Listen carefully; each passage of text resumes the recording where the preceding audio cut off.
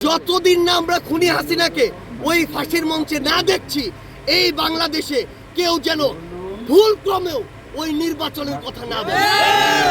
সরকারকে আমাদের জায়গা থেকে অনেকবার বলেছি, এই সরকারের দুইটা বিভাগের কাজ শুধু কাজের জন্য কাজ না, এটা তাদের রক্তের উপরে দাঁড়িয়ে যে দায়বদ্ধতা নিয়েছে, এই দায়বদ্ধতার জন্য কাজ।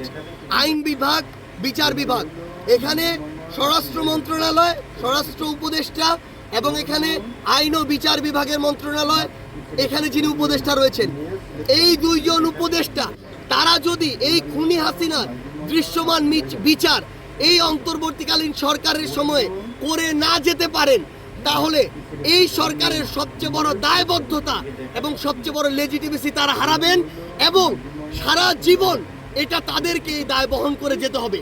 কিন্তু আমরা স্পষ্ট করে একটা কথা বলি, দায় বহন করে যাওয়ার মধ্যে সব শেষ না। এই বিচার এই অন্তর্বর্তীকালীন সরকারের সময় করতে হবে এবং যে সময়টুকু এই সরকারের আছে, নির্বাচনের আগেই খুনি হাসিনাকে বাংলাদেশে নিয়ে এসে ফাঁসির মঞ্চে নিতে হবে। যতদিন না আমরা খুনি হাসিনাকে ওই ফাঁসির মঞ্চে না দেখছি, এই বাংলাদেশে কেউ যেন ভুল ক্রমেও ওই নির্বাচনের কথা না বলে।